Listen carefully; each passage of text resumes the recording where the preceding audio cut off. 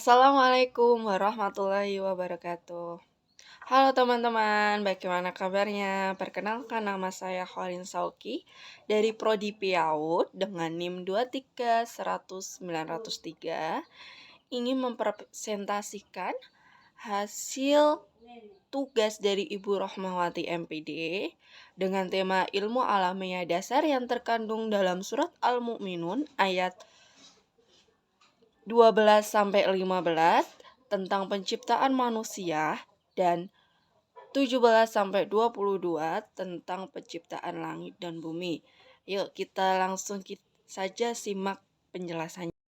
Nah, teman-teman, Al-Mu'minun itu surat yang ke-23 di juz 18 dengan jumlah ayat 118 yang merupakan surat Makkiyah. Nah, untuk pembahasan tentang surat Al-Mu'minun ayat 12 sampai 14 langsung saja kita bahas ya. Nah, teman-teman, untuk surat Al-Mu'minun ayat 12 sampai 14 itu bercerita tentang penciptaan manusia.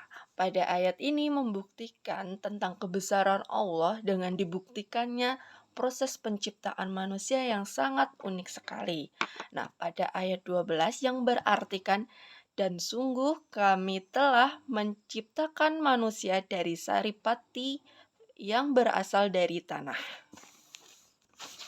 Maksud dari ayat 12 adalah penciptaan manusia itu berasal dari saripati di dalam tanah. Jadi pertama kali manusia diciptakan itu berasal dari saripati yang terkandung dalam tanah.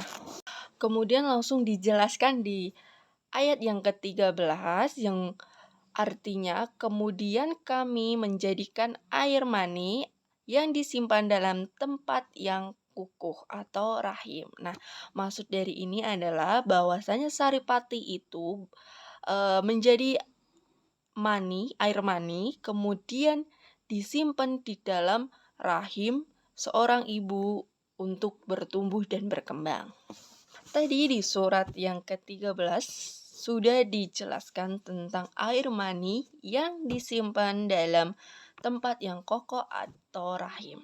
Nah, langsung dijelaskan lagi di ayat yang ke-14 dengan artinya, kemudian air mani itu kami jadikan sesuatu yang melekat, lalu sesuatu yang melekat itu kami jadikan segumpal daging, dan segumpal daging itu kami jadikan tulang belulang, lalu tulang belulang itu kami bungkus dengan daging, kemudian kami menjadikannya makhluk yang berbentuk lain, Maha Suci Allah Pencipta yang paling baik.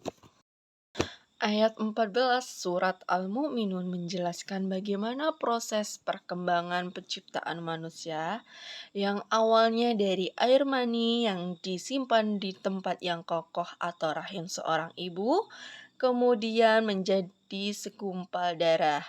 Nah, segumpal darah itu berkembang menjadi segumpal daging. Nah, segumpal daging itu berkembang lagi menjadi tulang belulang yang dibalut dengan daging, dan tulang belulang yang dibungkus dengan daging itu ditiupkan oleh Allah roh sehingga menjadi makhluk yang memiliki akal dan pikiran. Pada surat Al-Mu'minun ayat 15 yang berartikan, kemudian setelah itu sungguh kamu pasti mati. Nah, pada surat ini menjelaskan setelah penciptaan manusia atau setelah menjadi makhluk yang telah diberi akal dan pikiran, pastilah manusia atau makhluk tersebut akan merasakan mati tanpa terkecuali ataupun tidak dapat dinego kapanpun itu. Teman-teman, kita langsung lanjut ke pembahasan selanjutnya di surat Al-Mu'minun ayat 17-22 yang menjelaskan tentang penciptaan langit dan bumi.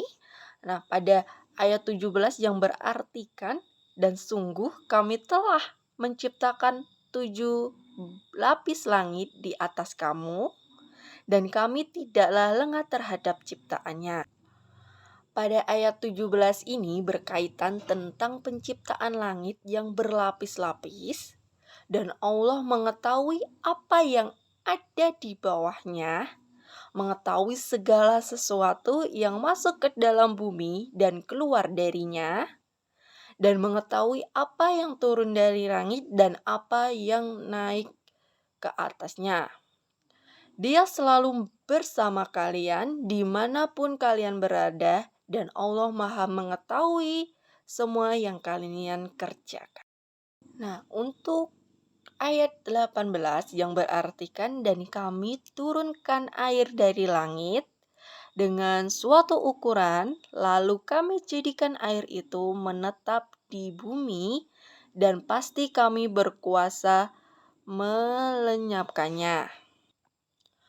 Pada ayat 18 Al-Mu'minun, isi kandungannya ayat tersebut adalah Allah Subhanahu wa Ta'ala menyebutkan tentang nikmat-nikmatnya yang telah dilimpahkan kepada hamba-hambanya.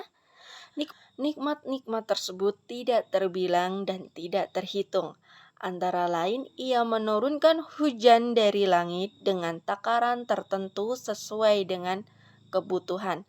Tidak terlalu banyak yang berakibat akan merusak bumi dan tidak terlalu kurang sehingga tidak mencukupi kebutuhan. Melainkan Allah Subhanahu wa Ta'ala menurunkan sesuai ukuran dan dari kebutuhannya, baik untuk pengairan, untuk minum maupun untuk manfaat lain. Pada ayat 19 yang berartikan, lalu dengan air itu kami tumbuhkan untukmu kebun-kebun, kurma dan anggur. Di sana kamu memperoleh buah-buahan yang banyak dan sebagian dari buah-buahan itu kamu makan. Pada ayat 19 ini terkandung bagaimana Allah mengeluarkan bagi kalian melalui air hujan yang diturunkan dari langit untuk menghujani atau diturunkan ke kebun-kebun dan ke taman-taman, yakni di dalam kebun itu terdapat pohon kurma dan pohon anggur. Hal ini berdasarkan geografi yang abadi negeri Hijaz, dan tidak ada bedanya pula dengan yang terjadi di kawasan lainnya. Semua buah-buahan yang ada pada mereka termasuk sebagian dan nikmat Allah yang membuat mereka tidak mampu mensyukuri dengan syukur yang sebenar-benarnya. Di dalam kebun-kebun itu, kalian memperoleh buah-buahan yang banyak, yaitu dari semua buah-buahannya dan sebagian buah-buahan itu kalian makan. Kalian dapat memandang keindahan dan kemasakannya dan sebagian kalian makan. Pada ayat 20 yang berartikan, dan kami tumbuhkan pohon zaitun yang tumbuh dari gunung Sinai yang menghasilkan minyak dan bahan pembangkit selera bagi orang-orang yang makan. Nah, maksud dari ayat ini adalah pohon zaitun, sedangkan tur artinya bukit. Sebagian ulama mengatakan sesungguhnya bukit dinamakan Tur bila padanya terdapat pohon-pohonan. Tetapi jika tidak ada pohon-pohonan, maka disebut bukit atau gunung bukan Tur. Hanya Allah yang Maha mengetahui. Tur Sina alias Tur Sinin adalah nama bukit yang padanya Musa diajak bicara langsung oleh Allah Subhanahu wa Ta'ala. Begitu pula semua bukit yang ada di sekitarnya, yang padanya terdapat pohon zaitun. Buah zaitun itu mengandung manfaat. Darinya dapat dijadikan atau dihasilkan minyak dan juga dapat dijadikan pelezat makanan. Pada ayat 21-22 surat Al-Mu'minun terkandung isi surat tentang penciptaan binatang-binatang, di mana Allah menjadikan binatang-binatang itu dapat bermanfaat bagi manusia, baik sebagai hewan ternak yang dapat diambil manfaatnya, ataupun sebagai tunggangan, juga berbagai manfaat yang bisa dijadikan binatang ternak buat manusia. Mereka dapat minum dari air susunya yang dikeluarkan di antaranya tahi dan darah. Mereka dapat makan dari dagingnya, dapat memakai pakaian dari bulunya, serta menaiki punggungnya dan membawa muatan ke atas punggungnya menuju negeri yang jauh dari tempat tinggal mereka berada. Sekian penjelasan dari isi kandungan surat Al-Mu'minun ayat 12-15 dan ayat 17-22. Apabila ada salah kata, mohon maaf. Wassalamualaikum warahmatullahi wabarakatuh.